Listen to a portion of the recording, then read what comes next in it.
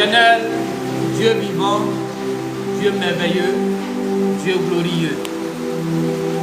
Abba Père, nous voulons te dire merci pour ce moment que tu rends favorable. Merci pour le souffle de vie que tu nous donnes en ce jour. Seigneur, lorsque nous regardons depuis le mois de janvier, tous les événements qui ont eu lieu partout dans les nations, nous avons vu des guerres, nous avons vu des personnes s'entretuer, d'autres sont tombés par des accidents, d'autres ont été emportés par les attaques du monde des ténèbres. Regarde toutes ces choses lorsque, Seigneur, je me vois en vie, lorsque je vois mon frère en vie, lorsque je vois ma soeur en vie, je ne peux que te rendre la gloire.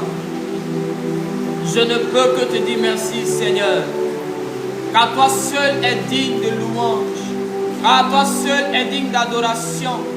C'est toi qui nous as gardés, c'est toi qui nous as préservés, c'est toi, Seigneur, qui nous a libérés du filet de l'oiseleur.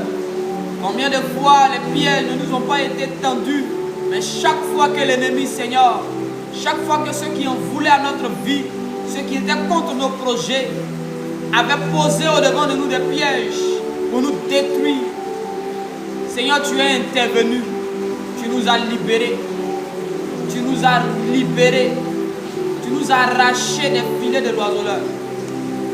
Et pour cela, nous voulons te dire merci. Et pour cela, nous voulons te dire merci. Et pour cela, nous voulons te dire merci. Et pour cela, nous voulons te célébrer. Merci Seigneur, parce que tu es merveilleux. J'espère que vous allez bien, que vous vous portez bien de là où vous êtes.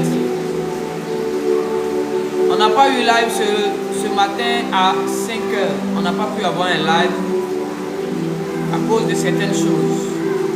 Cependant, nous allons rattraper ce live là maintenant.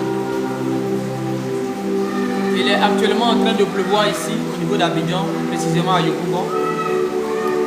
Il est en train de pleuvoir, alors la pluie peut avoir quelques impacts sur la qualité du son. Cependant, nous allons rester concentrés et prier le Seigneur. Tu vas prier le Seigneur avec moi. Tu vas dire, Seigneur, viens me débarrasser de tout ce qui m'empêche de te servir.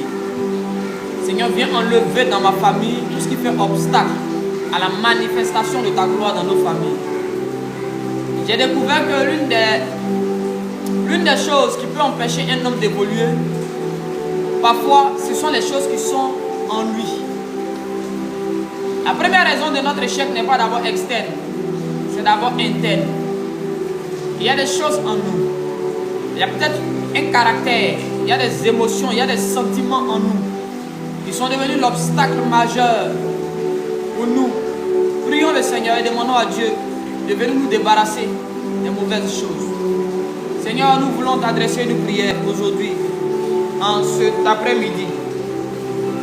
Père, certainement à nos yeux nous sommes parfaits. Certainement à nos yeux nous sommes bien.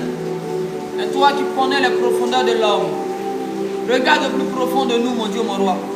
Sonde, Seigneur, sonde notre esprit. Sonde nos profondeurs et viens nous dépouiller des mauvaises choses.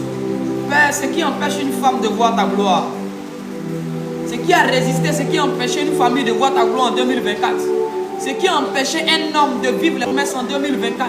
Seigneur, nous sommes sur le point d'entrer en 2025. Mon Dieu, mon roi, nous voulons nous dépouiller de ces choses. Nous voulons que ta main vienne sur nous pour arracher ces choses de nous, papa. Viens nous arracher ces choses. Viens nous débarrasser de ces choses. Ces mauvaises semences, ces mauvaises émotions, ces mauvais sentiments, ce mauvais caractère, ces mauvaises fréquentations. Dieu de grâce et de bonté.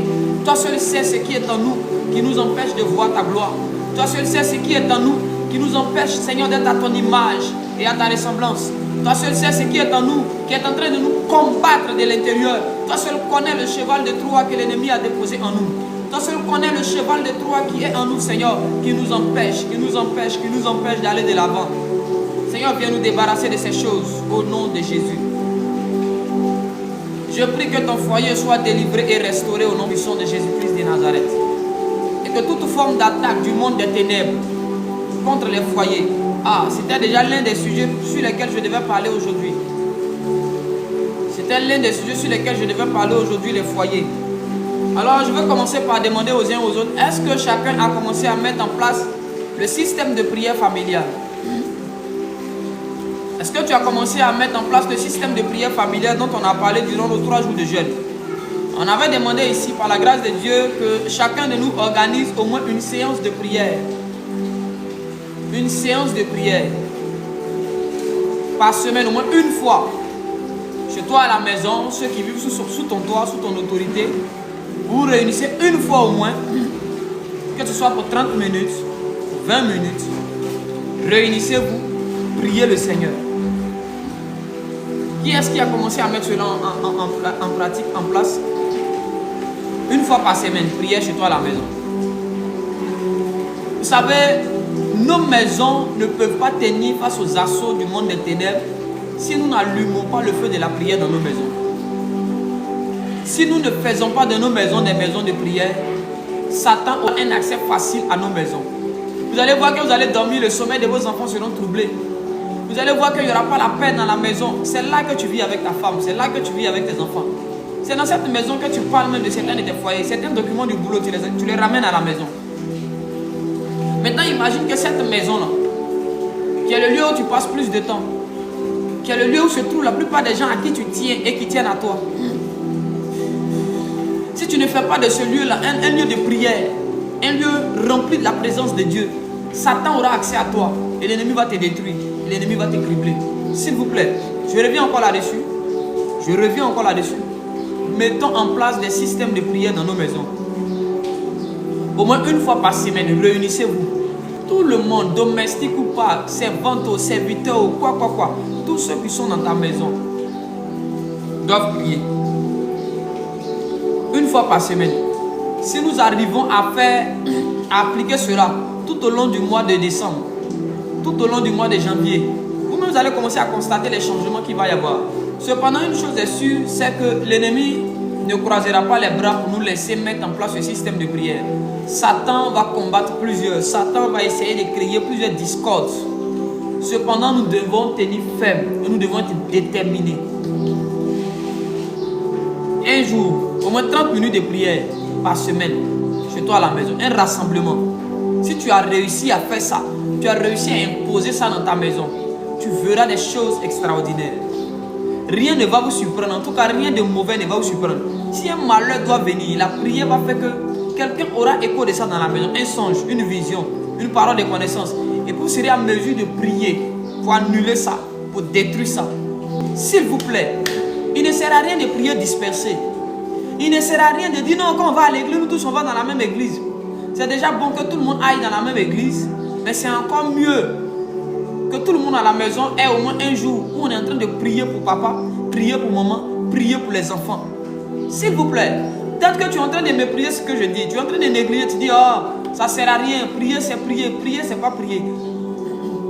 Amandine Zoua, bienvenue. Mettez en place des systèmes de prière. Mesdames, l'une des choses qui fait que vos maris vont dehors, vous ne priez pas chez vous à la maison.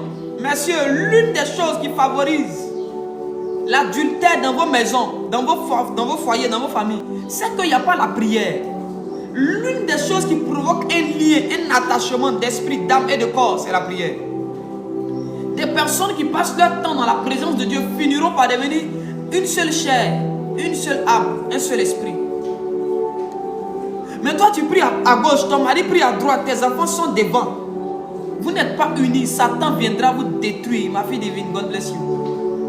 Mettons-nous ensemble, c'est le défi du mois de décembre. C'est un challenge. C'est un challenge que nous devons relever. En ce mois de décembre là, tu dois mettre en place un système de prière dans ta maison. Si c'est les samedis que tu es disponible, au moins les samedis. Si c'est les vendredis, les mercredis, peu importe, même si c'est les dimanches soirs, une chose est sûre, inclus ça dans le programme de la famille une fois par semaine. Je dis bien une fois par semaine. Mettez-vous ensemble, monsieur, madame, les enfants, priez le Seigneur. Priez le Seigneur. Vous allez voir l'impact de ces prières. Vous allez voir comment la qualité de vie de vos enfants va devenir. Vous allez voir comment votre relation avec votre mari, là, les tensions qui étaient là, ça va disparaître. Ça va disparaître. Je vous assure. Une maison où il n'y a pas la prière, c'est dangereux. Une maison dans laquelle le feu de la prière n'est pas allumé, c'est dangereux. Vous allez voir, les esprits auront la latitude de faire ce qu'ils ont envie de faire, d'entrer et de ressortir comme ils veulent.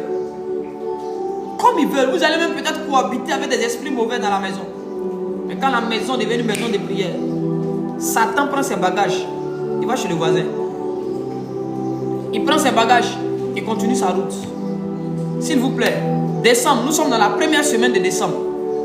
Avant la fin de cette semaine, ayez un moment de prière dans votre famille, dans votre maison où vous vivez. Même si vous êtes deux, si tu vis seul, il faut prier. Mais si vous êtes 2, 3, 4, 5, peu importe, mettez-vous ensemble, priez. Priez. Vous allez voir l'impact de ces prières. Je sais de quoi je vous parle. Vous allez voir l'impact de ces prières. Une famille qui prie, une maison qui prie, est une maison redoutable.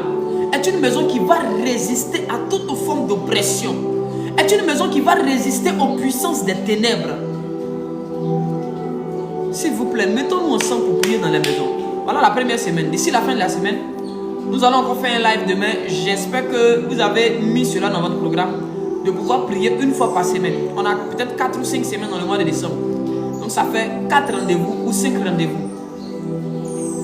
J'espère que quelqu'un va se lever et va commencer à prier le Seigneur. Alors Dieu vous bénisse. J'ai mis en terme, j'ai découvert un 3e baptême dans la Bible. Je vais partager ça avec vous rapidement et puis je vais vous laisser vaquer à vos occupations. Alors, notre texte de base est tiré du livre de Marc chapitre 10, le verset 39 au verset 40. Rapidement, je fais une lecture. Et Jésus leur répondit: il est vrai que vous boirez la coupe que je dois boire, et que vous serez baptisés du baptême dont je dois être baptisé. Mais pour ce qui est d'être assis à ma droite ou à ma gauche, cela ne dépend pas de moi, et ne sera donné qu'à ceux à qui cela est réservé par mon Père. Alors déjà, nous comprenons qu'il est mentionné ici, vous serez baptisés du baptême dont je dois être baptisé. Donc Jésus est en train de dire qu'il n'a pas encore été baptisé de ce baptême-là, mais il sera baptisé d'un nouveau baptême. Afin que nous puissions bien comprendre ce que le Seigneur m'emmène à dire, à enseigner en ce lieu, nous allons voir les 2 premiers types de baptêmes qui existent. Nous allons voir les 2 premiers types de baptêmes qui existent.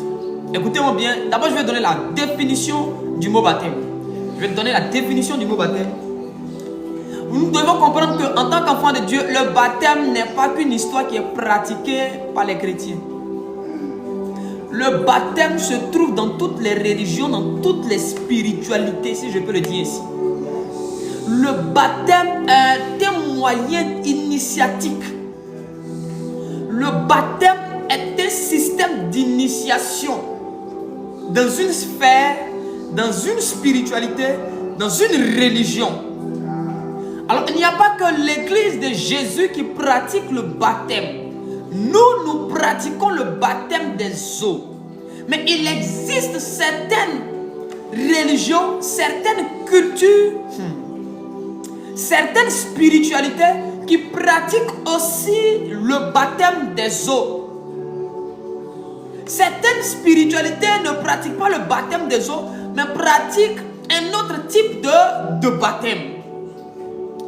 Donc, tu dois comprendre une chose. Quand on dit je me suis fait baptiser, je me suis fait baptiser, je me suis fait baptiser. Être baptisé, c'est être initié dans un couloir bien précis, dans une spiritualité bien précise, dans une religion, si je peux le dire ainsi, bien précise. Celui qui n'est pas baptisé n'est pas initié.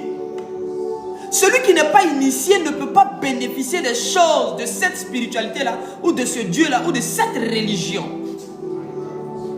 Personne ne peut bénéficier des choses de la sorcellerie s'il n'a pas été initié dans la sorcellerie.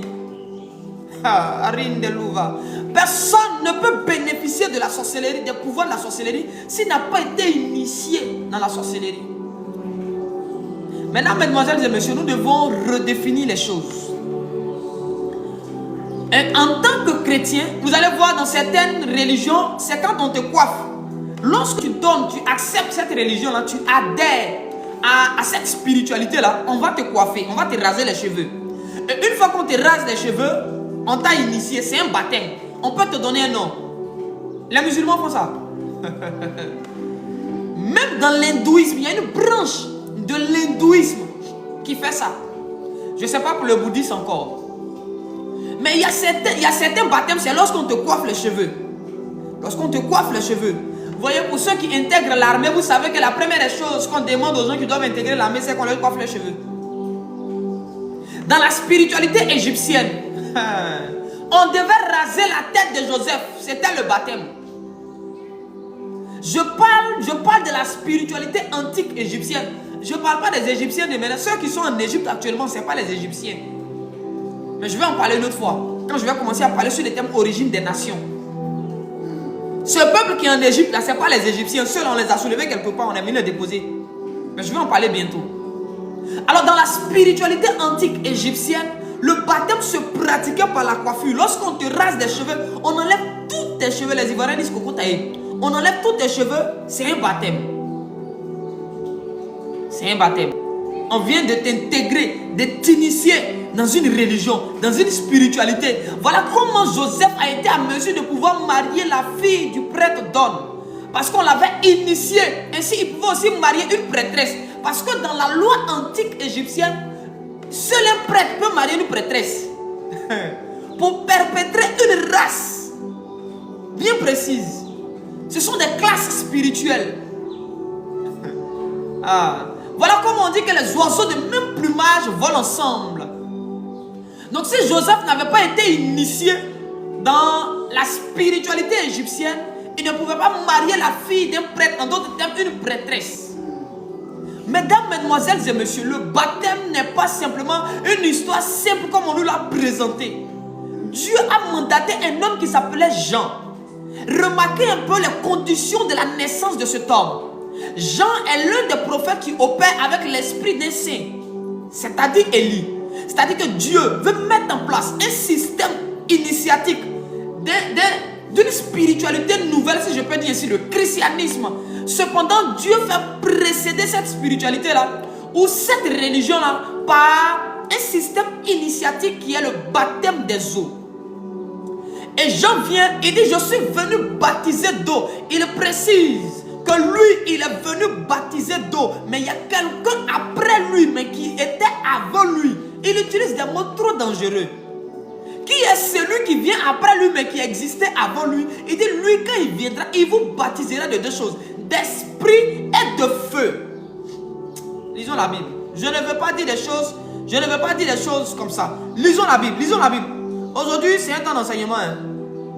Donc, suivez-moi bien, s'il vous plaît. Aujourd'hui, c'est un temps d'enseignement. Nous allons lire la Bible. Nous allons lire la Bible. Moi, je n'ai que Jésus. Nous allons lire la Bible. Saint-Esprit, aide-moi. Où est-ce que j'ai mis ces notes-là?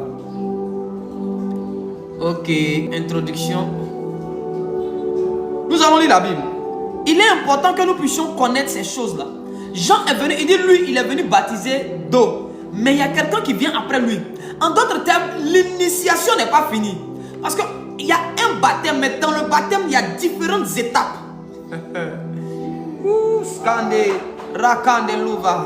Écoutez, il existe un baptême, mais différentes étapes. Dans l'initiation à la sorcellerie, ce n'est pas le premier biscuit envoûté qu'on te donne qui fait de toi un sorcier. C'est un mensonge. Beaucoup de faux sorciers sont venus ici pour relater des bêtises, pour nous envoûter, pour nous tromper. Oh non, on a donné une petite viande et dès qu'il a mangé la viande, il s'est retrouvé dans le camp de la sorcellerie, c'est la comédie. Il n'y a pas un sorcier qui peut parler mieux de la sorcellerie que moi. Je sais de quoi il parle. Tous les faux sorciers qui viennent nous blaguer ici, on va les démasquer un à un. Ces vautours là sont des vendus et des vautours. Je vous assure, le Saint-Esprit est avec nous. Il va mieux nous expliquer les choses du royaume. Les choses du royaume. Alors bien aimé dans le Seigneur, j'ai dit dans la sorcellerie, le premier bonbon ou le premier vêtement, parce que la sorcellerie ne se donne pas que par la nourriture. Oui, la sorcellerie, par les rapports sexuels, on peut t'initier dans la sorcellerie. Donc quand toi tu couches avec un sorcier ou une sorcière,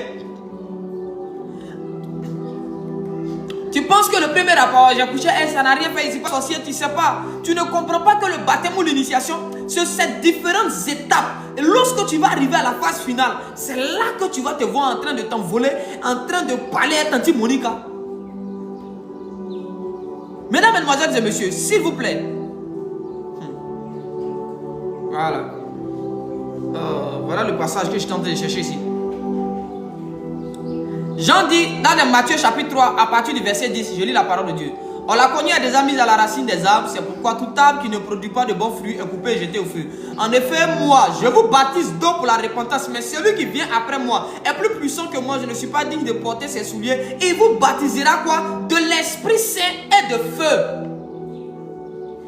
Dans le baptême, il y a 4 étapes. 4 qui est le symbole de la stabilité et de l'équilibre. Dieu sait ce qu'il fait. Donc toi, ton baptême, où tu t'es arrêté à la première étape, tu n'es pas encore baptisé. Je suis venu te choquer. Il y a beaucoup dans l'église qui disent qu'ils sont baptisés, mais ils ne sont pas encore baptisés. Ils ont commencé le processus, mais ils n'ont pas achevé. Lorsqu'une initiation à la sorcellerie commence et qu'elle n'est pas achevée, l'enfant là n'est pas encore initié à 100%. Il n'est pas initié encore. C'est lorsque c'est fini qu'on parle d'initiation. Sinon, quand c'est pas encore fini, tu n'es pas encore un initié. Tu es en formation. Tu es en cours. C'est comme un téléchargement inachevé. Est-ce que ça peut sortir? Ça ne peut pas sortir. Jean dit la première étape d'initiation dans le christianisme. Beaucoup se plaignent. Pourquoi je ne vois pas la gloire de Dieu? Pourquoi je ne vis pas comme les autres? Pourquoi moi je ne suis pas en train de faire descendre le feu comme Élie? Je suis venu répondre à ma génération. Dieu m'envoie nous donner le message pour lequel nous ne sommes pas encore puissants. Nous n'avons pas encore les pleins pouvoirs du royaume des cieux. J'étais en train de me plaindre à Dieu hier. J'ai dit, Seigneur, c'est quel ministère tu m'as donné? Mais puis, Seigneur, notre contrat, nous deux là, c'est un contrat de signes et de prodiges. Mais qu'est-ce qui se passe? Il dit, mon petit, je vais te montrer les choses. Prends ta Bible. Et le Seigneur a commencé à me parler du baptême. Et puis le baptême est une initiation. Donc toi, tu es baptisé d'eau, c'est fini. Après le baptême d'eau, la prochaine étape, c'est le baptême de l'esprit. Après le baptême d'esprit, c'est le baptême de feu. Ne peut supporter le feu que celui qui a l'esprit. C'est pourquoi dans la chambre haute, on va aller dans Actes. J'ai dit, on va parler à la Bible aujourd'hui. Je ne suis pas habitué de faire trop lire aux gens. Mais aujourd'hui, je vais utiliser un peu la Bible. Excusez-moi. Lisons Actes chapitre 2, le verset 1er au verset 2, 3. Et comme le jour de la Pentecôte s'accomplissait pleinement, ils étaient tous d'un commun accord dans un même lieu. Et soudain, un son vint du ciel, un bruit comme celui d'un vent impétueux et puissant remplit toute la maison où ils étaient assis. Le vent a précédé d'abord et ensuite il leur apparut des langues séparées comme de feu. Il eut d'abord un vent.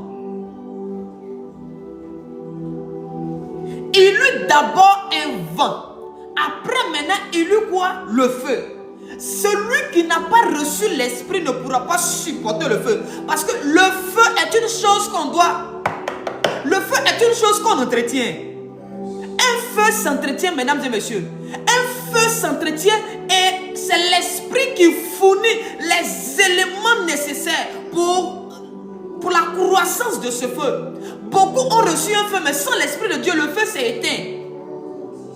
Le fagot qui entretient le feu spirituel, ce sont les indications que tu vas recevoir du Saint-Esprit à un moment donné. Où il va te dire, lève-toi à 4 heures et prie. Il va te dire, lève-toi, lis tel livre. Il va te dire, lève-toi, va chez tel homme de Dieu. Lève-toi, regarde telle prédication. Regarde, écoute ça. Lève-toi, va dans telle veillée. Lève-toi, va semer dans tel endroit. Toutes ces instructions sont le bois qui entretient le feu. Celui qui n'a pas reçu l'Esprit, Dieu ne lui donnera pas son feu. Parce qu'il ne sera pas à mesure d'entretenir ce feu. Voilà pourquoi Pierre dit, mais Corneille et sa maison ont reçu le vent, ont reçu le feu. Je ne peux pas les priver du baptême d'eau. Je suis en train de dire une chose. Tu dois comprendre que dans le système initiatique du christianisme, on peut commencer par l'esprit, le feu, ensuite revenir aux eaux. On n'est pas obligé de commencer par les eaux. Mais on peut commencer par être baptisé de l'esprit et de feu. Ensuite, on peut venir être baptisé d'eau.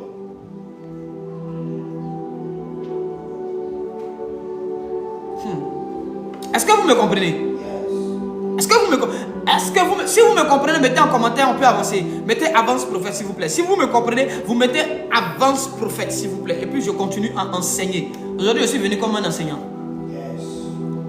Nous devons comprendre le système du royaume des cieux. Pourquoi beaucoup d'entre nous n'ont pas... Je veux l'esprit d'Élie. Seigneur, où sont les miracles? Où est la richesse de Salomon? Mais pour que tu puisses bénéficier... Écoutez-moi bien. Quelqu'un a mis un jour sur Facebook, je crois que c'est le révérend Esaü. Il dit quand c'est le péché d'Adam et Ève, là, nous tous, on paye les conséquences. Mais quand c'est la richesse de Salomon, là on n'est pas concerné. En réalité, ça dépend du système initiatique. Celui qui a été initié à la sorcellerie va facilement hériter des choses de la sorcellerie. Mais celui qui n'a pas été préparé à ça ne peut pas bénéficier de ça. Même un féticheur, quand il meurt, son enfant ne le remplace pas parce que c'est son enfant. C'est l'enfant qui l'a apprêté, celui que les esprits ont choisi, c'est lui qui le remplace. Maintenant, je vais vous expliquer. Il y a des choses dans lesquelles, une fois que nous rentrons dans ça, les richesses des saints, la richesse du royaume des cieux nous sera accordée sans grand effort. Seulement que le système d'initiation n'a pas été respecté par plusieurs. Beaucoup se sont arrêtés au niveau de parler en langue. Ils ont prié à l'église, on les a baptisés, donc on dit recevez l'esprit. Ils ont reçu l'esprit, ils ont commencé à parler en langue, c'est fini. Ils disent qu'ils sont devenus des super hommes, les chrétiens, les bishops interplanétaires. C'est l'une des erreurs de l'église de ma génération. Jésus-Christ de Nazareth, né d'une femme. La Bible déclare qu'il est venu à Jean, le Baptiste, dans le Jourdain. Et Jean a dit, je ne suis pas digne. Il dit, non, baptise-moi, faisons ce qui est juste. Jean finit de le baptiser. Et lorsqu'il sort des eaux, l'esprit vient sur lui sous forme de colombe.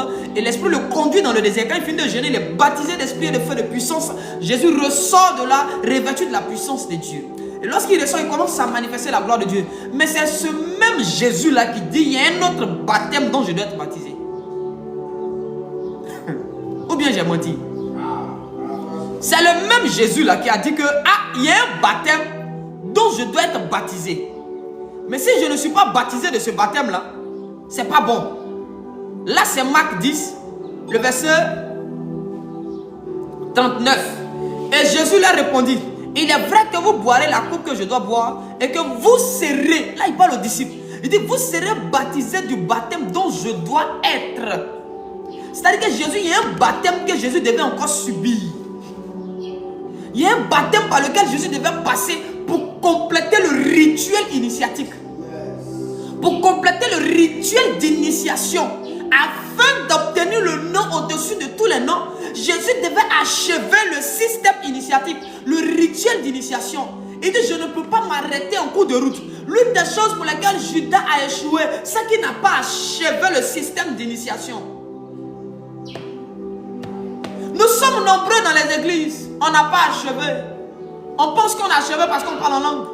On pense qu'on a achevé parce qu'on a des dons. Ça ne suffit pas, ça ne suffit pas. Il faut recevoir le baptême des eaux, il faut recevoir le baptême d'esprit, il faut recevoir le baptême de feu.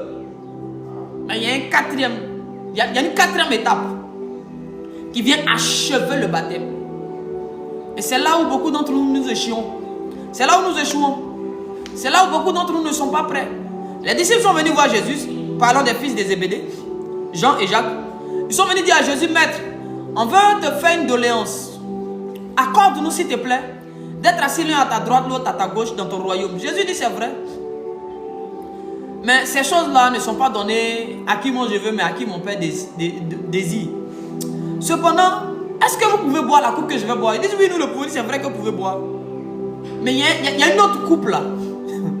Si vous buvez ça, on verra, Dieu va choisir. Quelle est la coupe laquelle Jésus parlait? Quel était le baptême? C'était la souffrance. Prophète, ça c'est quoi ça? Écoutez, il y a 3 types de souffrance. Il y a la souffrance que tu crées dans toi-même, tes propres désirs. Quand Dieu te parle et puis on dit, il ne faut pas marier le gars là, tu dis c'est lui je veux. Vandame, que tu allais marier, il commence à te frapper. Cette souffrance ça c'est pas ça le baptême. Ça c'est toi-même, ton ignorance, toi-même ta têtudesse, toi-même ta volonté.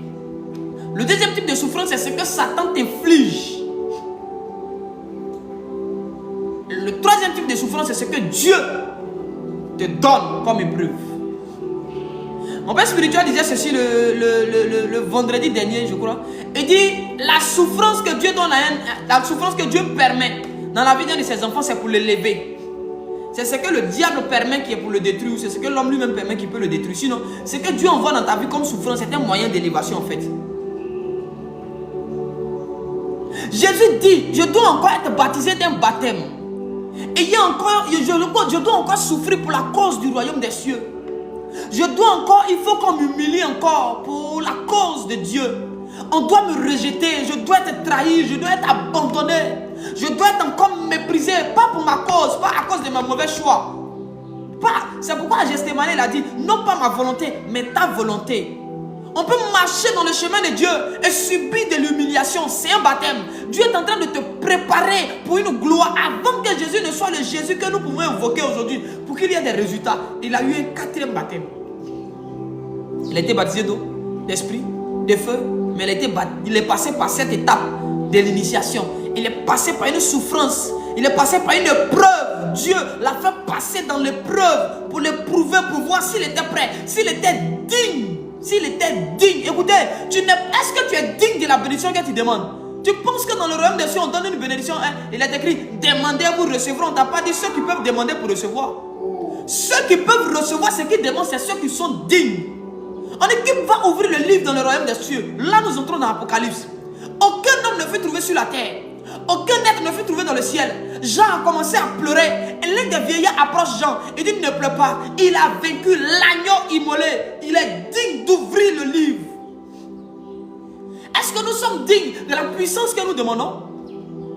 Est-ce que nous sommes dignes du mariage que nous demandons? Est-ce que nous sommes dignes des affaires que nous demandons? Nous devons être prouvés par Dieu. Aujourd'hui, regarde, Élie approche une veuve qui n'a que 2 portions de nourriture pour son fils. Et puis pour elle, Élie dit, madame, accepte de souffrir pour la cause du royaume. Aujourd'hui, Satan, afin d'empêcher les enfants de Dieu d'accéder à cette étape de l'initiation, Satan vient avec des prédicateurs qui viennent vous dire, ta famille d'abord, Jésus après, l'église après, les choses du royaume des cieux après. C'est ta maison d'abord, c'est ta famille d'abord. Si tes enfants n'ont pas quoi manger, que tu prends l'argent pour aller donner à un pasteur, tu es bête, c'est la malédiction. C'est pour ça, c'est pas Dieu. Dieu même a dit, il va vous dire une chose, Élie a dit à la femme là, nourris-moi d'abord, pense à l'œuvre de Dieu d'abord, avant de penser à ton enfant et puis toi. C'est pas moi qui dis, l'histoire d'Élie là, nous tous on connaît cette histoire. Si je suis en train de mentir, tu dis prophète, tu mens, tu mets le passage là. Où Élie a dit, prépare-toi puis ton enfant manger d'abord. Si vous êtes rassasié maintenant, s'il y a reste, apportez-moi. Satan est en train de détruire plusieurs. Celui qui n'a pas achevé le rituel initiatique ne pourra pas bénéficier pleinement des choses du royaume. Tu penses que c'est là, Dieu ne peut pas faire pleuvoir. Celui qui multiplie le pain et le poisson, c'est quoi Jésus ne peut pas multiplier pour toi? Mais tu n'as pas encore achevé, donc tu n'es pas digne de ces choses. Les gens pour qui Jésus a multiplié le pain et le poisson, remarquez, Jésus dit, ça fait 3 jours que cette foule-là me suit. La foule n'a pas encore mangé. La foule n'a pas encore bu. Si je les renvoie comme ça, ils vont mourir. Donc ils ont été dignes du miracle. Aujourd'hui, là, combien sommes-nous? Est-ce que nous sommes prêts à souffrir pour Jésus? Est-ce que tu es prêt à ce qu'on t'accuse à tort pour le royaume des cieux? Est-ce que tu es prêt pour souffrir? Est-ce que tu veux passer Dieu avant tes intérêts? C'est facile de dire, oh oui, j'aime Jésus, mais l'amour se démontre, l'amour se prouve. Est-ce que si Jésus n'est pas en train de t'exaucer, tu vas continuer de le suivre? 2 mois, 3 mois, 4 ans, 5 ans, 6 ans, tu donnes, tu pries, tu jeûnes, tu fais des offrandes, tu fais des dîmes, tu fais des dons. Dieu ne réagit pas. Est-ce que tu vas continuer? Est-ce que tu vas continuer à le servir? Ou est-ce que tu vas l'abandonner? Tes amis ont commencé à porter les habits les dernières sorties, les téléphones qui viennent de sortir. Et Dieu te dit, toi, reste dans la sanctification. Ma fille, ne te donne pas un homme pour avoir de l'argent. Ma fille, reste saine, reste là. Les hommes mariés viennent vers toi. Et puis le Seigneur te dit, refuse, refuse, refuse. Mais tu n'es pas prête parce que tu trouves que quoi? Mon thé est devenu bizarre. Il faut que je mange, il faut que je fasse ci. Non Seigneur, pardonne-moi, laisse-moi faire un peu. Mais tu ne veux pas souffrir pour Jésus. Tu veux que Jésus fasse des miracles pour toi. Seigneur, si tu m'as donné un homme d'abord, je vais laisser l'enfant d'autrui, je vais laisser le mari des autres. Si tu me donnes pour moi, est-ce que ce que tu dis là, tu t'entends, frère, ma soeur? Est-ce que tu comprends ce que tu dis? Tu n'es pas prête à souffrir pour le Seigneur et tu veux que Dieu vienne à ton secours. La Bible dit que Jésus a laissé la gloire d'en haut. Et il est venu comme un homme, il n'y a ni beauté ni éclat pour attirer les regards. Mais nous ne sommes pas prêts à faire des sacrifices.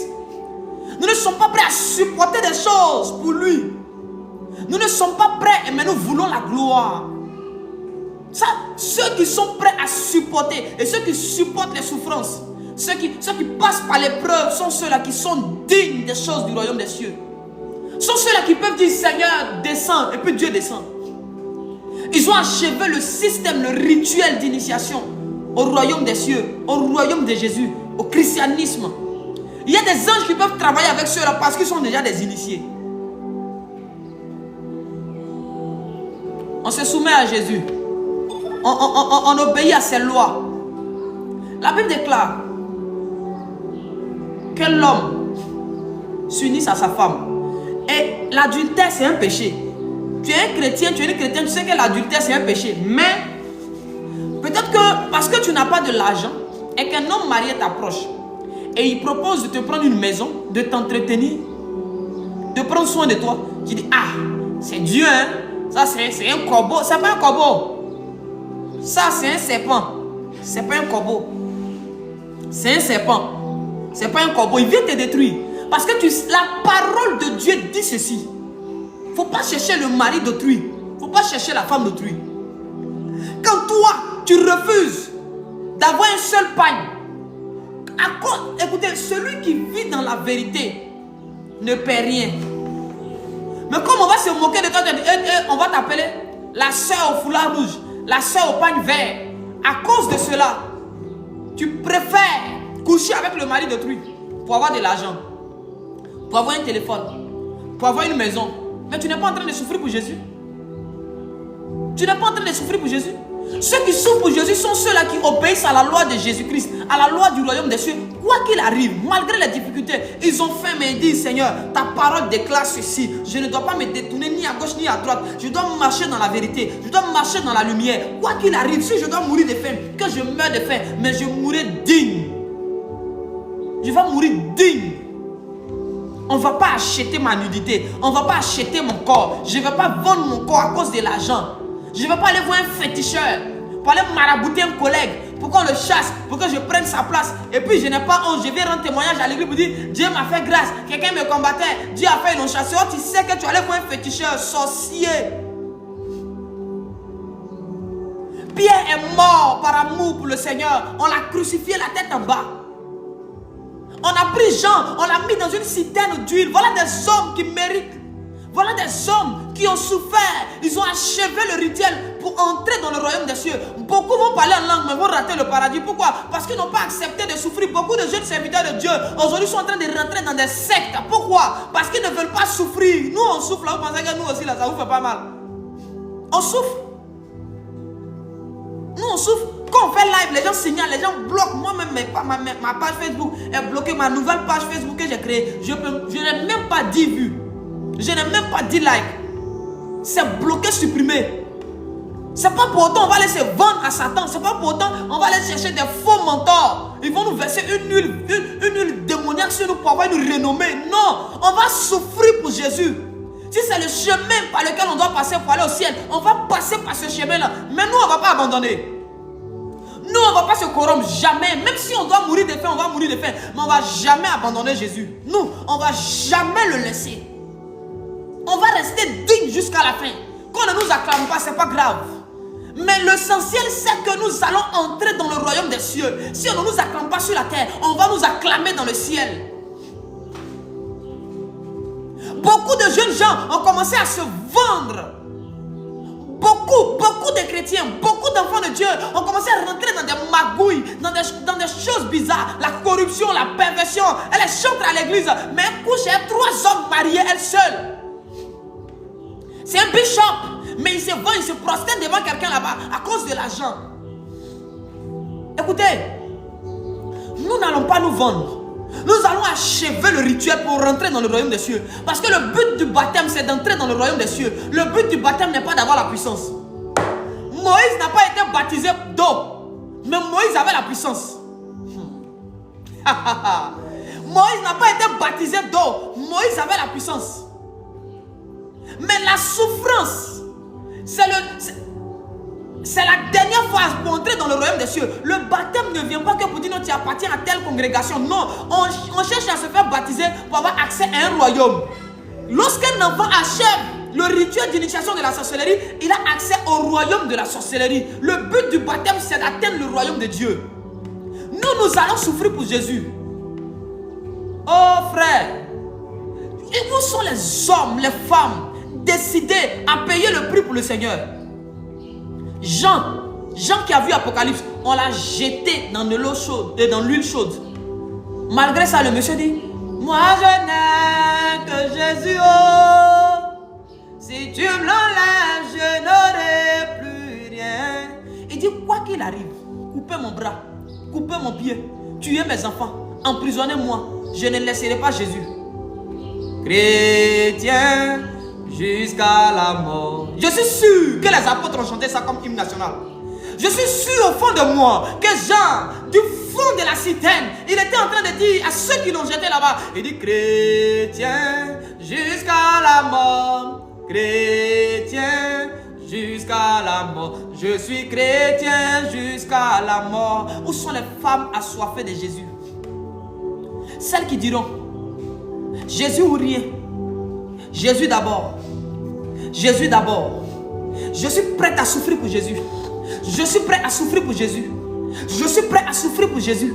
Je veux souffrir pour Jésus. Si on doit m'insulter qu'on m'insulte, si on doit me maltraiter qu'on me maltraite, mais je resterai digne dans la vérité. Où sont ces jeunes filles qui vont arrêter de coucher ça et là et dire le Seigneur a dit, je dois me préserver pour le mariage. Si un frère vient, il veut m'épouser, après le mariage, on va aller ensemble. Sinon, qu'il parte avec ses millions, qu'il parte avec ses milliards, qu'il parte s'il ne veut pas obéir aux lois de Jésus-Christ. S'il ne veut pas se conformer au système du royaume des cieux, qu'il parte, je ne vais pas me vendre.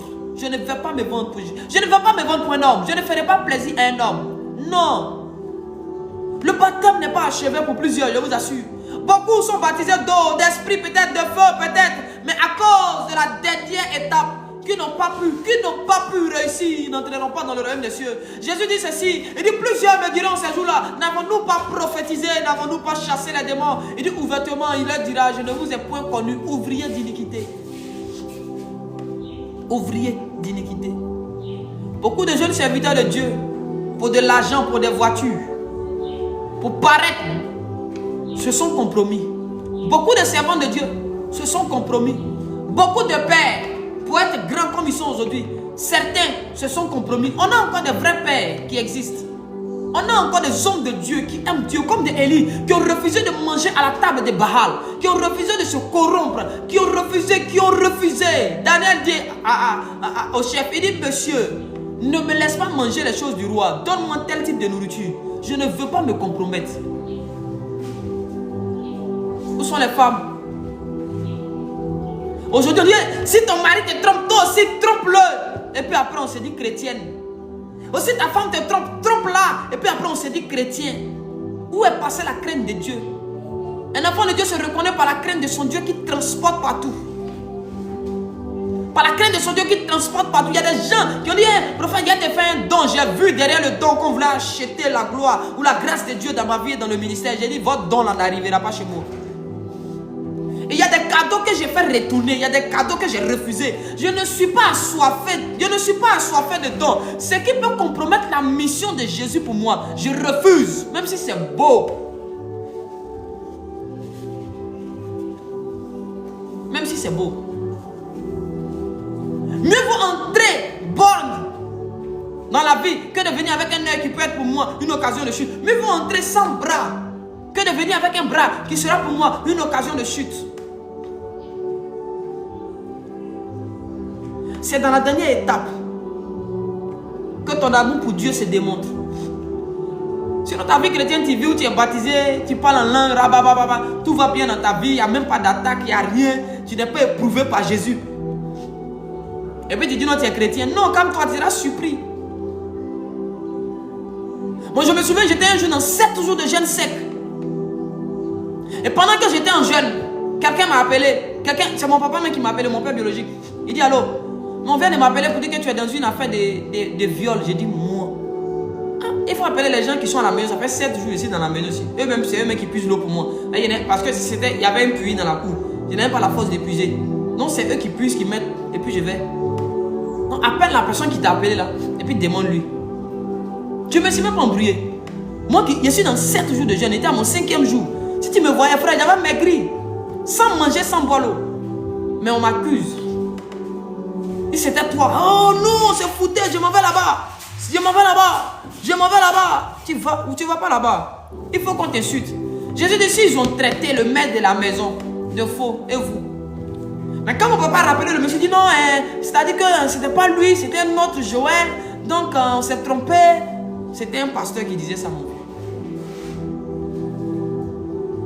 Ceux qui ont crié, crucifie Jésus, libère Barabbas, ce n'était pas des païens. La Bible dit qu'on a présenté Jésus, on a présenté un meurtrier et la foule a commencé à crier. La foule a commencé à crier. Libère Barabbas. Libère Barabbas. Libère Barabbas. Libérez Barabbas, crucifiez Jésus. Frère, frère, tu es sûr que tu as donné ta vie à Jésus? Si tu lui as donné ta vie, pourquoi un peu de souffrance, un peu de preuve nette, tu es prompt à abandonner l'église? Tu es prompt à rejeter ta Bible. Tu es prompt à laisser tomber. On a vraiment besoin de nous convertir, de donner nos vies, nos cœurs, notre âme, notre esprit à Jésus-Christ de Nazareth. On en a besoin. On en a besoin. Aujourd'hui, là, pourquoi les chrétiens ne sont pas respectés? Pourquoi les gens prennent les choses de Dieu pour s'amuser? Un chant s'élève aujourd'hui, il plaque ses cheveux comme femme. Après, il dit non, c'est Dieu qui m'a demandé. Lui, là, s'élève, il ment sur Jésus. Lui, là, s'élève, il ment sur le Saint-Esprit. C'est que Dieu les a pas envoyés chanter. Ils vont aller chanter ça. Et quand on parle, il dit non, c'est le Seigneur, je connais ma mission. On n'a pas peur de mentir sur notre propre Dieu. Nous-mêmes, on n'est pas digne de lui. Et Dieu nous regarde et il a mal. Le Seigneur nous regarde et il se demande, est-ce que ceux-là sont prêts pour moi réellement? Est-ce que ceux-là sont prêts? Pourquoi aujourd'hui on ne voit pas les anges? Paul dit quoi? Il dit, je connais la souffrance. Écoutez, l'appel de Paul là, c'est toi ton appel là. Il y en a, quand tu as dormi, j'ai vu la gloire, je voyais les foules. J'ai délivré, je chassais les démons. Mais la gloire, qui essaie de m'appeler? La gloire que je voyais, la foule, les gens venaient. Papa, je voyais comme ça, les grands hommes de Dieu étaient là. Je priais pour eux, les gens tombaient. C'est ça là, tu as vu comme appel. Et puis tu t'es engagé. Moi, je t'assure devant Dieu. Quand le Seigneur m'a appelé, je ne me suis jamais vu en train de prier pour une grande foule, ni dans un grand endroit où il y a beaucoup de personnes. Il m'a juste dit, mon fils, je t'appelle pour me servir. Il m'a donné mon ordre de mission. Voilà le message que tu as appelé à prêcher.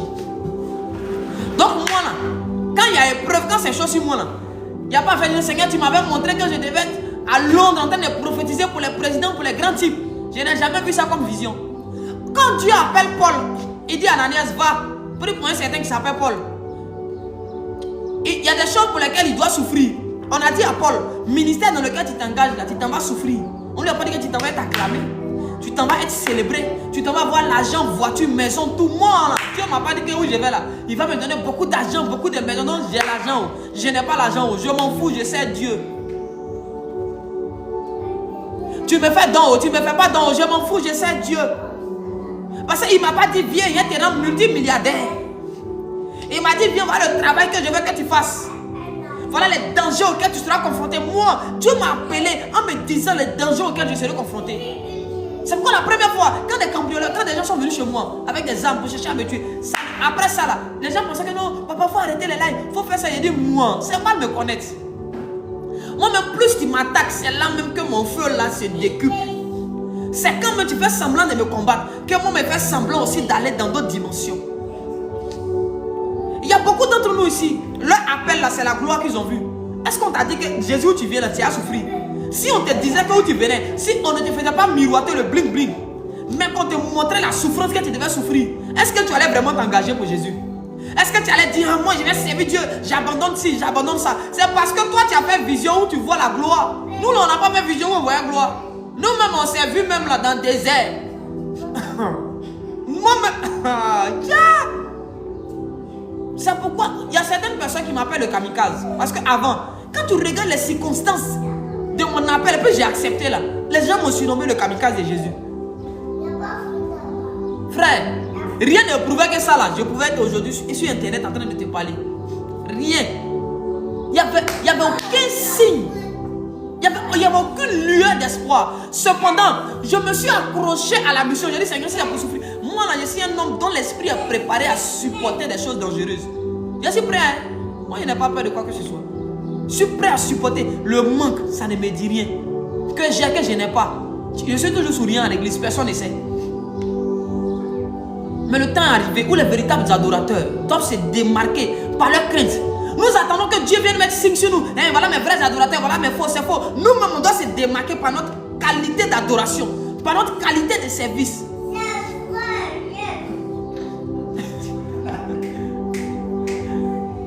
Si toi-même tu n'arrives pas à te démarquer par ton adoration, tu attends que Dieu vienne te démarquer pour dire, celui-ci est mon fils bien-aimé, en qui j'ai mis toute mon affection. Il faut te réveiller. Celui à qui on a dit ça, c'est quelqu'un qui a laissé la gloire en haut et il est descendu. Toi, quelle est la gloire que tu as abandonnée? Ma soeur, si on te propose 20 millions, tu chutes et puis un gars te dit, laisse ma soeur, c'est juste une nuit à l'hôtel, 20 millions, personne ne sait. Tu vas aller coucher à lui et puis tu vas venir te jouer les chrétiens dans l'église. Mais en réalité, sans que tu ne te rendes compte, tu n'es pas digne. Tu es en train de te vendre, tu es en train de détruire ta vie et ton ministère. Jésus est sur le point. Où sont les hommes qui vont se démarquer? Où sont les femmes qui vont dire, moi je refuse de me corrompre, je refuse de me compromettre. À faire des relations à gauche à droite, je m'enlève dedans. À faire des relations à gauche à droite, je m'enlève dedans. Si j'ai l'argent, si je vis en concubinage, si j'ai l'argent, je m'en vais faire coco, je m'en vais faire dot. Je vais faire des dots un peu, si ça arrive, je quitte dans ça. Tu dois lutter pour sortir dans l'illégalité, mais tu ne luttes pas, tu te sens à l'aise, tu dis Dieu n'a qu'à lutter pour t'enlever dans ça. Et si tu t'enlèves dans ça, c'est là maintenant tu vas commencer à l'adorer, tu vas aller en enfer. Toi-même tu te bats pas pour quitter dans le péché, mais c'est Dieu qui n'a qu'à lutter pour venir t'enlever dedans. Seigneur, si tu me donnes mon mari, je laisse le mari d'autrui. C'est quelle mentalité ça? On n'est même pas prêt à sacrifier, on est accroché au bien matériel. Ce sont les fêtes. Parce que toi, tu sais, si je n'ai pas fait ça là, mes enfants vont manger quoi? La nourriture pécheresse ou le fruit du péché que tu es en train de donner à l'enfant, quand il va grandir là, ou s'il meurt dans ça là, il risque d'aller en enfer.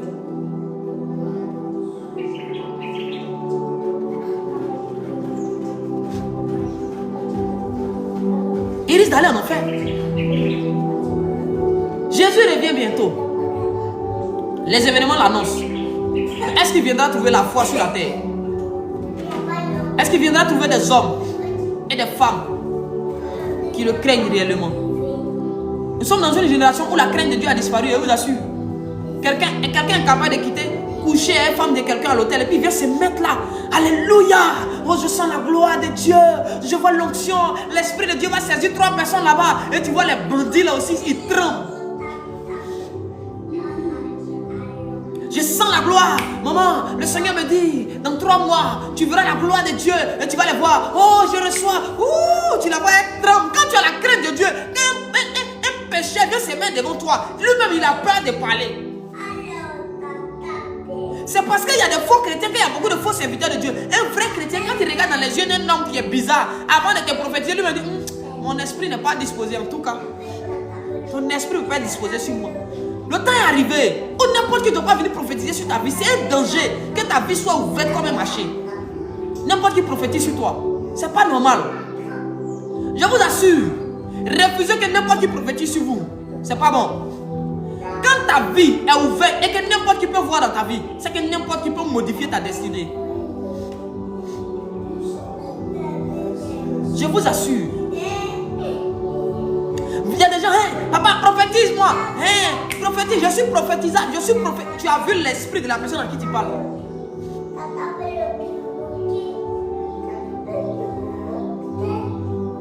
Tu as vu l'esprit de la personne à qui tu parles.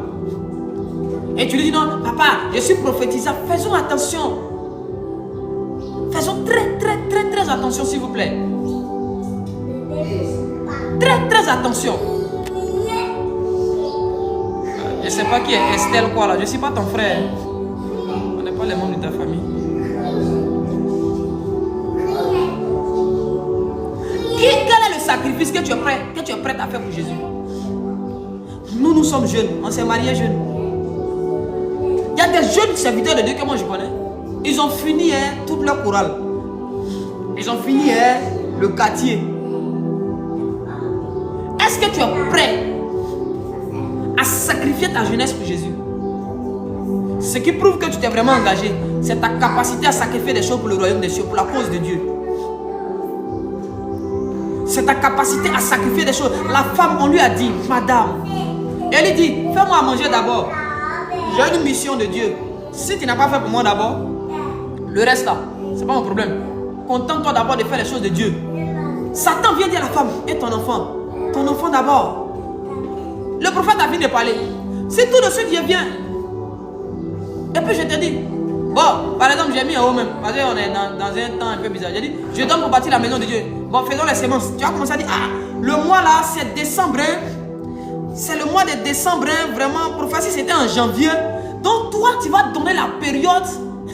Dieu dit, donne maintenant. Toi, tu dis, non, cette période n'est pas favorable. C'est où toi, ton cœur a décidé de donner, que tu veux donner. Et tu veux que Dieu prenne plaisir à suivre ton programme. Alors que toi, tu refuses de suivre le programme de Dieu. Et lui est venu dans une période où la femme avait vraiment besoin de manger. Il dit, c'est dans la période où toi-même, normalement, tu devais faire de ton enfant la priorité. Je viens de dire, viens et fais de Dieu ta priorité. Et puis, il lui regarde la scène. Tu penses que parfois, il faut des circonstances bizarres pour que tu sois éprouvé. Quand c'est normal que tu donnes et puis tu donnes, Dieu prend en compte. Mais quand il y a des circonstances contraires et que tu dois naviguer à contre-courant, c'est là que Dieu voit que celui-là s'est engagé pour moi. Ou on dit, si tu ne renies pas Jésus, on te tue. Et puis tu dis, tue-moi, tue-moi. S'il faut me tuer, tue-moi. Mais je ne renie pas Jésus. C'est là qu'on voit ta chrétienté. Frère, il y a des prédicateurs dehors qui vont te dire, si tu n'as pas donné 100 000 à ton papa, il ne faut jamais donner 100 000 à l'église. Ceux-là, c'est des ouvriers d'iniquité. Aussi un vrai homme de Dieu s'est trompé pour dire ça. Bébé, arrête ça. Si un vrai homme de Dieu s'est trompé pour dire ça, c'est que Satan a eu à déposer des paroles dans son cœur ce jour-là. Il peut être vrai, mais il peut se tromper. Jésus d'abord. Cherchez premièrement le royaume. On n'a pas dit cherche premièrement ton père, ta mère, ton fils, tes enfants. Cherche premièrement le royaume. Jésus d'abord. Quand on a fini de régler Jésus, on vient maintenant chez nous ici. Parce que si on fait pour Jésus, Jésus va faire pour nous. Je n'ai jamais vu quelqu'un faire confiance en Jésus et puis Jésus l'a abandonné. Je n'ai pas encore vu ça. Si tu te sens abandonné, assure-toi que tu fais bien les choses de Dieu. Tu vas voir. Il est fidèle. Il est merveilleux. Il est glorieux. Il est merveilleux. Il est vivant. Jésus n'est pas mort. Jésus revient bientôt, frère. Regarde ta marche, regarde ta vie. Regarde ta manière de faire. Tu n'es même pas capable de sacrifier un anniversaire. Des gens, le jour de leur anniversaire. Moi, j'ai combien de mes fils? J'ai un de mes fils ici. Quand c'est son jour d'anniversaire, il n'organise pas fête. Il vient me faire don à l'église, il vient faire offrande. Il dit papa, c'est mon jour de naissance. Je viens faire une offrande, prie pour moi. Je viens faire une offrande, prie pour moi. Alors qu'il y a d'autres dans la même église, quand c'est l'anniversaire, il dit papa, il n'y a pas l'argent, mais ils organisent giga fête au quartier. Toute la population mange, ils se réjouissent. C'est pas mauvais. C'est pas un péché de faire ton anniversaire. Mais celui qui, le jour de son anniversaire, est venu faire une offrande à Dieu pour qu'on prie pour lui. Tu penses que vous allez avoir le même futur? On peut peut-être avoir les mêmes présents, mais les futurs vont différer en fonction des actions qu'on pose pour Dieu maintenant. Ce qu'on vit aujourd'hui, c'est la conséquence des actions qu'on a posées hier. Ce qu'on va vivre demain, c'est la conséquence des actions qu'on est en train de poser aujourd'hui. On n'adore pas Dieu qu'avec sa bouche, qu'avec ses paroles. On adore Dieu avec ses biens. Ton adoration de Dieu, où tu adores Dieu seulement avec la parole. Oh Seigneur, tu vas à l'église, tu chantes. Ce qu'on dit de donner là, tu caches ton portefeuille. Tu n'aimes pas Dieu. Jésus a dit à un jeune homme. Le jeune homme a approché Jésus et dit, maître, qu'est-ce que je dois faire pour aller dans le ciel? Il dit, Il lui a cité les 10 commandements. Le jeune homme dit, j'ai observé tout ça. Jésus dit, ok, va, vends tous tes biens, partage aux pauvres. Le jeune homme s'est attristé. Pourquoi? Parce qu'il était plus attaché au bien qu'à sa relation avec Dieu. Il était plus attaché à l'argent, au bien matériel, qu'à sa relation avec Dieu. L'une des preuves que tu appartiens à Jésus, tu ne trouves même pas de mal à donner ce que tu as pour Dieu. Est-ce que quand tu enlèves l'argent, tu donnes à ton enfant, tu as l'impression de jeter l'argent? Non, pourquoi? C'est quand tu enlèves pour donner à Dieu, tu as l'impression que ce que tu fais là, c'est pas normal. J'ai vu des parents donner 200 000 à leur enfant. Mais pour donner 50 000 à l'église, 100 000 à l'église, 200 000 à l'église, ils trouvent que non, c'est trop dur. C'est que Dieu n'est pas ton père. C'est que Dieu n'est pas ton père. Donc quand nous on chante, moi je n'ai que Jésus là, toi faut te taire. Comme nous là, nous sommes en train de chanter, moi je n'ai que Jésus, oh toi là, faut pas chanter ça, faut te taire parce que tu n'as pas que Jésus. Tu n'as pas que Jésus. Quand c'est pour donner à Jésus, ton visage est serré, tu calcules. Quand c'est pour donner aux copines de dehors, oh ta même soeur, on t'appelle Boucantier, le boss. Dehors, on t'appelle Mati de la CFA, c'est toi. Tu partages à gauche, tu partages à droite. Quand il s'agit de ton Dieu, non, j'ai telle facture, j'ai ça. Mais quand tu donnes à ton enfant, tu ne murmures pas. Quand tu donnes à ton Dieu, tu murmures. Vous voyez ce que ça fait? La qualité de ce qu'on offre à Dieu doit être la meilleure des qualités. Je vous ai dit, à l'église, on a un problème de chaises. On a un problème de chaises. Nos chaises ne sont pas nombreuses en plus. Et puis, on n'a même pas les chaises royales là. Les chaises, comme, voilà, vous voyez la chaise qui est derrière là. Ça, c'est mon fils qui l'a acheté 2 pour moi et puis maman. On n'a que 2. Le reste, ça, c'est les chaises blanches. Et puis, un jour, je suis allé dans la maison d'un boss. Et puis, j'ai vu les chaises comme ça là.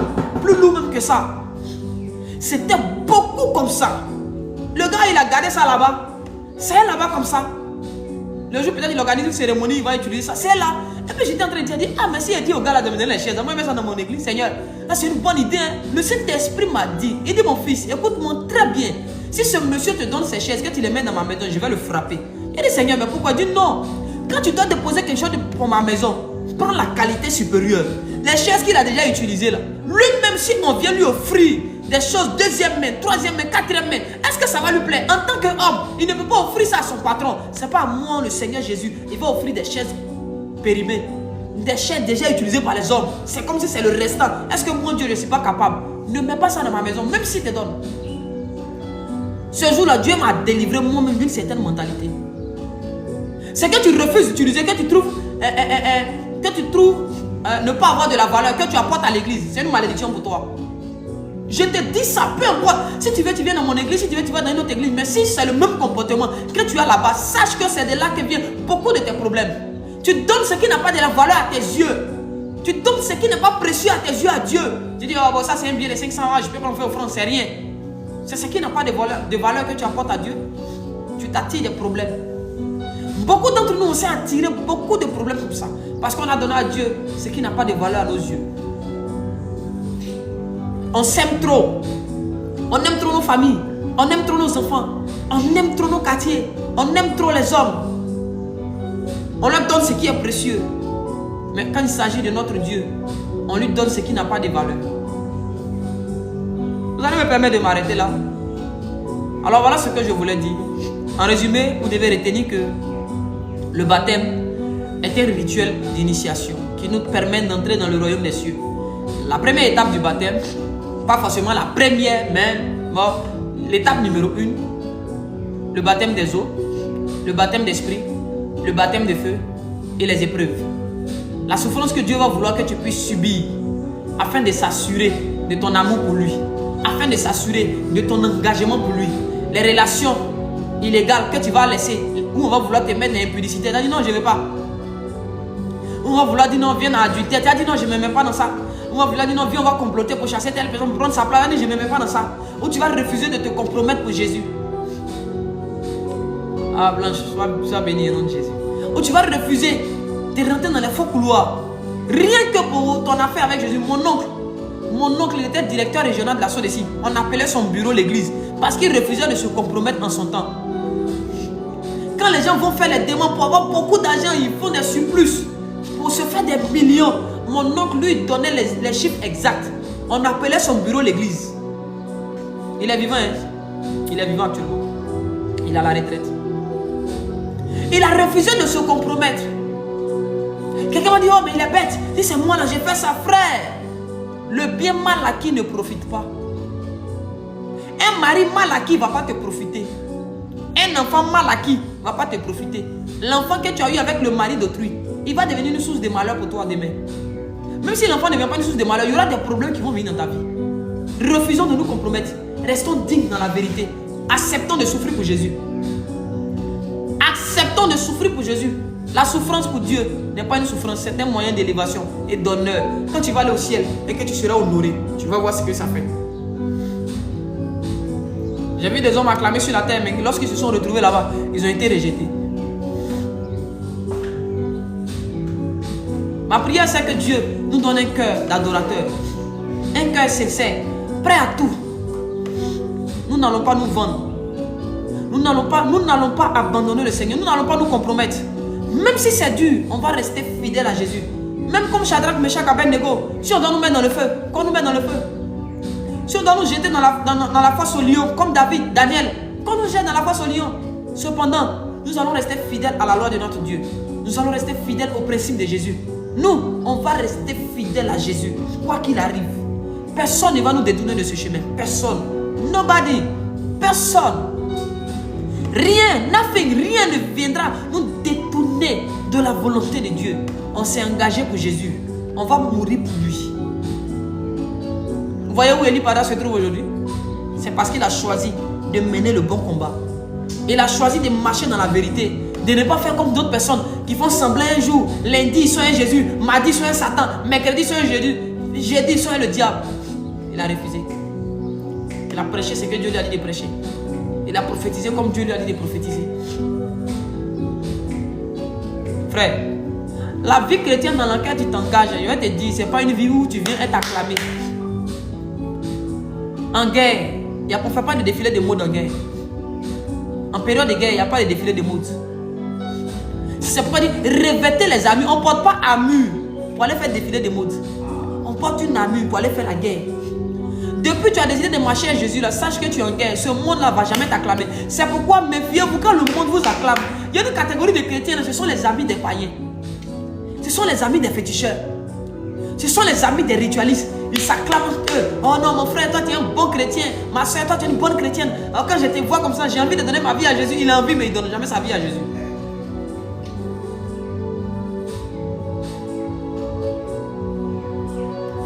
Que Dieu nous aide.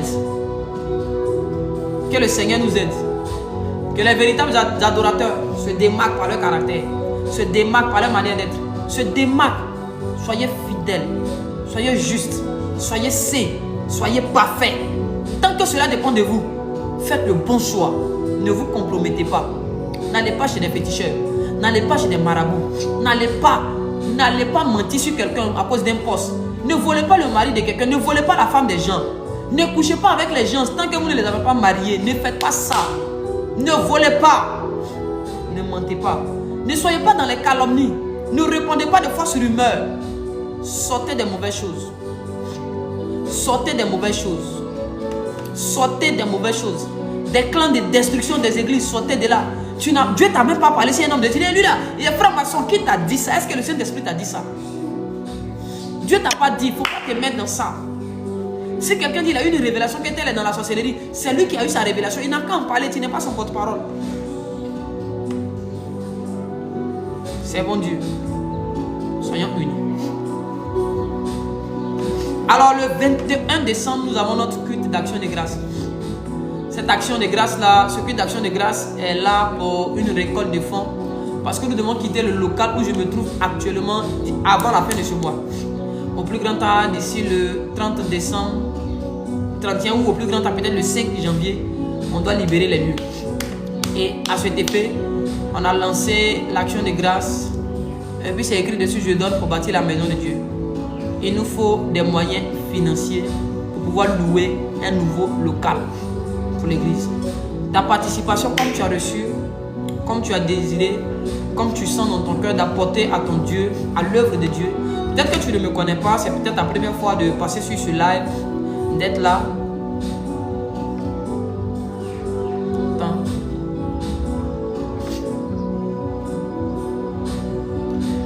D'accord. Ma fille, je vais répondre à ta question tout à l'heure.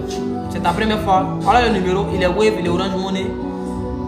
Pour plus d'infos, pour ceux qui sont hors de la Côte d'Ivoire, vous pouvez aussi enregistrer le numéro, les WhatsApp. Vous pouvez nous écrire pour apporter ce que vous avez décidé d'apporter. Voilà. Nous, je vous ai dit que nous, on ne va pas se compromettre. On ne va pas les tisser alliance à telle personne à cause de l'argent. Et puis on bâtit gros temps un coup. Et puis on est des dames, on est des vendus. On va lancer un appel. Ceux qui sont les vrais enfants de Dieu et qui sentent qu'ils doivent soutenir, ils vont soutenir comme ils ont résolu dans leur cœur. Et avec ce qu'on aura, on va faire l'œuvre de Dieu. On ne va pas se compromettre. C'est les enfants de Dieu qui doivent soutenir les projets de Dieu. Les païens, ce n'est pas eux qui vont soutenir nos projets. Les païens ne vont pas soutenir nos projets. C'est nous, en tant qu'enfants de Dieu, on doit se soutenir entre nous. Peut-être que tu as ton église. Tu peux rester dans ton église. Mais si Dieu t'a mis à cœur de soutenir, voilà le truc que j'ai mis en haut là. Voilà. Voilà. Je donne pour bâtir la maison de Dieu. Tu peux apporter ton offrande. C'est Wave, c'est Orange Money. C'est Wave, c'est Orange Money. Tu peux apporter sans problème. Il y a quelqu'un qui m'avait posé une question. Il dit, papa, est-ce que si on n'est pas marié, on peut sortir? On appelle ça la fornication. Tout rapport sexuel hors mariage, c'est la fornication.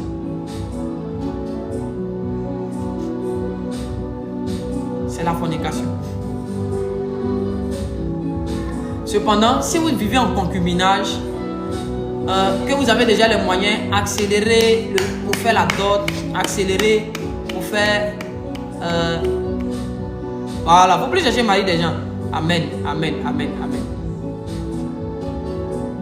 On n'a pas dit que les païens ne doivent pas partir à la maison de Dieu. C'est comme on dit, on dirait que vous n'écoutez pas. On dit que ce n'est pas aux païens de bâtir. C'est-à-dire que les chrétiens ne peuvent pas être là et puis c'est les païens qui vont venir donner et puis les chrétiens eux-mêmes ne donnent pas. Les chrétiens doivent d'abord être les premiers à donner, après maintenant les païens viennent donner. Mon frère, écoutez bien avant de parler, frère Joseph. Hein? Faites attention à ce que vous écrivez. Écoutez très bien. Alors que Dieu vous bénisse abondamment. Frère, écoutez bien. Hein? Écoutez bien pour bien comprendre ce qu'on dit. On n'a pas dit qu'on empêche.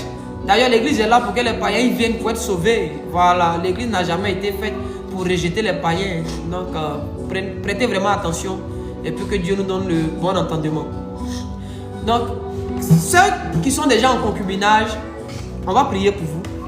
Pour que Dieu vraiment accélère les choses, pour que vous puissiez entrer dans la dot, dans le mariage. Voilà, la dot déjà c'est le mariage coutumier, le mariage traditionnel c'est aussi un mariage. Maintenant, en ce qui concerne la loi, après peut-être le départ de l'un des conjoints, en ce qui concerne l'héritage, il faut aller à la mairie. C'est très important. Parce qu'il y a des gens, après leur départ, la famille est venue tout prendre, la femme est restée comme ça, elle ne sait plus quoi faire. Voilà. Donc, si tu vis déjà avec un homme, il ne t'a pas marié, il ne t'a pas épousé, il n'est pas allé se présenter en famille, il n'a pas fait la dot, nous on va prier pour ça. On ne va pas te dire prends tes bagages, sors de là. Tout ce qu'on va te dire, peut-être que ça fait des années, vous êtes ensemble, vous avez peut-être même des enfants, tout ça. Vous avez des projets, tout ça. Nous, on va prier. Si vous avez l'argent, dépêchez-vous d'aller déjà régulariser la situation. Dépêchez-vous d'aller régulariser la situation. Mais si tu vis chez ton papa, tu vis en famille, le monsieur vit en famille chez lui aussi, et puis vous croisez un peu, vous faites un peu, arrêtez ça. Concentrez-vous, abstenez-vous, priez, ayez l'argent, allez-y faire vos mariages, et puis vous pouvez vivre ensemble. C'est le conseil que je peux apporter.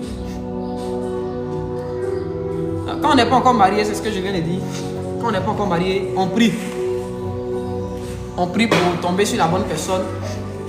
Et puis, Dieu fait grâce. L'une des choses qui fait qu'il n'y a plus de mariage dans l'église, c'est que les soeurs, elles ne ferment pas leurs jambes. Quand tu as ouvert déjà tes jambes, le monsieur a envie de te découvrir là. Il n'a plus la force. Il a envie de découvrir une autre personne. C'est pourquoi il va te laisser, il va aller marier quelqu'un qui n'a pas encore découvert. Parce que le mystère là, ça, tu vois non, faut pas, non, il y a dans tous les cas, il y a tes maris, les bandits là. Quand ils viennent, c'est ce qu'ils font. Ma soeur, tu sais, de toute façon, on est déjà engagés. Oh. On est déjà engagés. Donc là, il faut laisser. Il faut laisser. Si j'ai fait là, c'est rien. De toute façon, c'est toi qui es marié. Oh. Après, oh, avant le mariage, c'est la même chose. Et quand il vient de te goûter, son comportement change. Pas que c'est lui-même, mais parce que le péché ouvre la porte à Satan. Et Satan rentre, il commence à modifier les choses. Voilà pourquoi on demande aux soeurs, abstenez-vous. Faites attention. Quand tu n'as pas vu, Le frère, quand il ne t'avait pas encore goûté là, il était bien. Il était doux, il t'appelait chaque matin, comment tu vas bien. Depuis qu'il t'a goûté, quand il appelle, pardon, ici au travail. Donc, évitez de tomber dans ces pièges. Ce sont des pièges que Satan met. Beaucoup aujourd'hui, là, ouais, les gens n'ont plus la force de se battre pour vous marier, pour vous doter. Parce que ce qu'ils devaient découvrir, là, il a découvert ça. Il n'y a plus rien qui le pousse à se battre pour te marier. C'est qu'on doit faire même là. Avant mariage, il a tout fait. Toutes les positions tu lui as données. Donc il n'a plus de force. Il veut maintenant découvrir autre chose. Un frère qui vient te dire, non, couchons ensemble, de toute façon, il y a tes mariés. Il faut lui dire, de toute façon, tu vas me marier, non? Non, de toute façon, quand on va se marier, on va coucher ensemble. Non, ne te presse pas. Manger quelque chose à la maison. Est-ce que tu vas te battre dessus? Quand la saison va arriver, tu vas manger, man. Si le frère est sérieux, il va rester. C'est comme ça, les faux frères, là, on les éloigne. Mais les faux frères, quand ils viennent, il vous faut miroiter tout. Une soeur, tu n'as pas marié, le gars dit non, accompagne-moi à l'hôtel, allons chez moi. Tu vas lui rendre visite chez lui à la maison alors qu'il vit seul. C'est quoi le projet? Papa, je n'ai pas fait exprès, on ne savait pas. On ne savait pas comment. Tu savais, quand toi tu te lèves, tu vas rendre visite à un garçon seul dans sa maison. Tu t'attends à quoi? C'est pour aller faire quoi? C'est pour aller lire la Bible là-bas. Souvent vous faites exprès, toi-même tu sais, en allant où tu vas là, tu sais ce qui va se passer. Mais tu te joues les innocentes, oh tu es coupable. Souvent ce sont les soeurs là même qui poussent les frères là dans ça. C'est elles. C'est vous les soeurs là souvent qui poussez les garçons là dans ça. Le gars il est à la maison, allô, oui viens préparer. Oh, toi tu as fini de préparer pour ton papa. Tu as fini de préparer à la maison. S'il veut que tu prépares, il te donne l'argent, tu prépares à la maison et puis tu lui envoies la nourriture là, tu envoies ta soeur pour lui envoyer, mais tu viens ton frère. Faut jamais aller chez ton fiancé seul, il faut aller accompagner d'un frère. Faut pas aller avec une soeur, parce que la soeur est capable de dire, ma soeur, je viens, je m'éclipse. Il y a des soeurs là, vous ne surveillez pas vos soeurs. J'ai dit, tu es la gardienne de ta soeur. Il faut aller chez son, si elle va chez son fiancé là, accompagne-la. Si on veut t'envoyer pour dire, va payer telle chose, il ne faut pas aller. Tu n'es pas la petite soeur, tu n'es pas l'enfant. Tu restes là. Le monsieur n'a qu'à aller payer le jus là pour venir. Mais le petit temps, tu vas aller payer le jus là, quelque chose peut arriver derrière toi ici. On connaît ça. Nous, on était dans le monde. Toutes les techniques vont sortir ici. On va tout briser. On va tout dévoiler. Sortez de ça. Ma soeur, il ne faut plus aller rendre visite à ton foyer, lui seul, à ton fiancé lui seul. Ok, si il va se présenter en famille. Non, la présentation, ce n'est pas le mariage. S'il s'est présenté, on a compris. On sait que vous cheminez. Et ils n'ont qu'à venir faire d'autres. Et puis voilà, les femmes là, pardonnez, parlez à vos familles là. Ils n'ont qu'à diminuer l'argent des d'autres là. Sincèrement, parce qu'il y a des familles là. C'est pas esprit de célibat, hein. C'est d'autres qu'on demande là, c'est trop. Le démon de célibat là, c'est l'argent que tes parents demandent. Sinon, il n'y a pas un démon de célibat. Hein. Pour certaines personnes, ce n'est pas un démon de célibat. C'est que ce qu'on demande là, c'est trop. Quand il va finir de réunir tout ça, quelle année il va finir pour réunir tout ça? Parlez à vos familles là. Allégez un peu les choses aux gens. Facilitez la tâche aux gens. Les parents là, facilitez le mariage de vos enfants, s'il vous plaît. Diminuez les choses et puis on va aller ensemble. Hein? Voilà. Parce que les enfants brûlent. Les gens brûlent, hein? Il y a des soeurs, elles ne savent pas se contenir. Quand ça chauffe, elle-même elle attrape le fiancé. C'est elle-même qui appelle le fiancé. Tu es où? Je viens là-bas. Elle vient faire quoi? Que Jésus l'aide.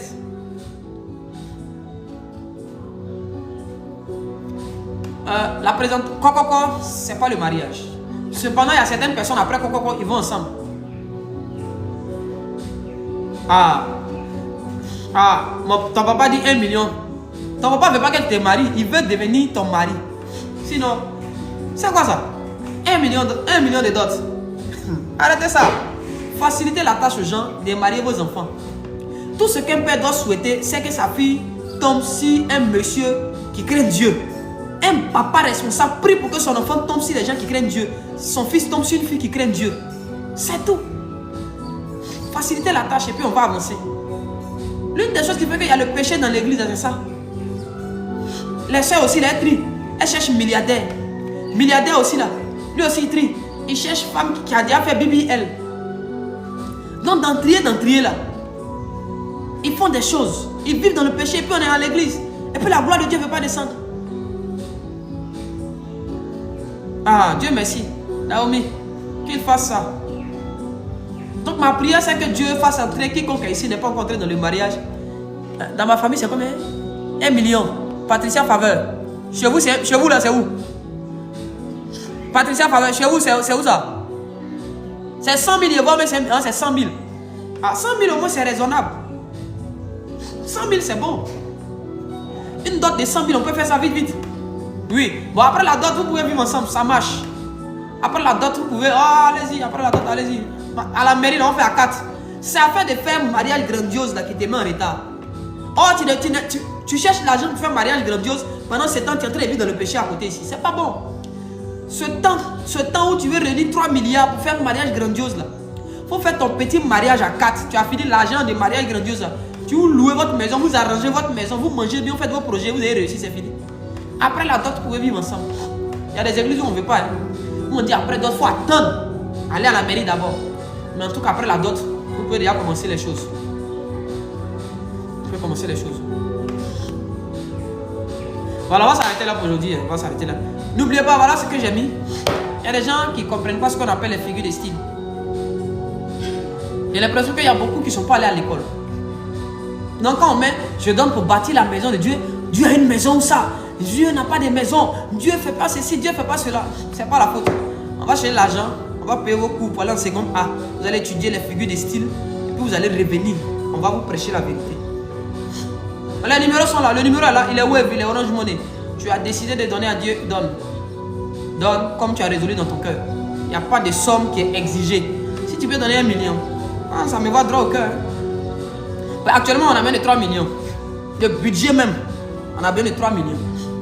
Parce qu'à Abidjan, ici, là où vous savez faire des magasins, on dit qu'il n'y a pas de potes. Il ne sait même pas ça, la sécurité où. Pas de potes seuls, ça fait peut-être 1 million et demi, même 2 millions. Maintenant, tu vas maintenant payer la caution. On a besoin de 3 millions. Rien. Minimum 3 millions. Le numéro est là. Voilà, c'est en haut là. 07 77 28 47 30. On a mis l'indicatif du pays 225 pour ceux qui sont à l'extérieur. Non, tout est là. Tu peux appeler, tu as bien les coordonnées, on te donne. Tu peux faire ton dépôt sur RIA, MoneyGram, Western, peu importe. Si tu peux faire ton dépôt. Soyez bénis de là où vous êtes, que la grâce de Dieu soit encore sur vous. Ce fut pour moi un plaisir de vous servir cet après-midi. Que la grâce de Dieu vous localise. Shalom, shalom. Toi qui n'es pas encore abonné, abonne-toi. Abonne-toi. Que Dieu te bénisse.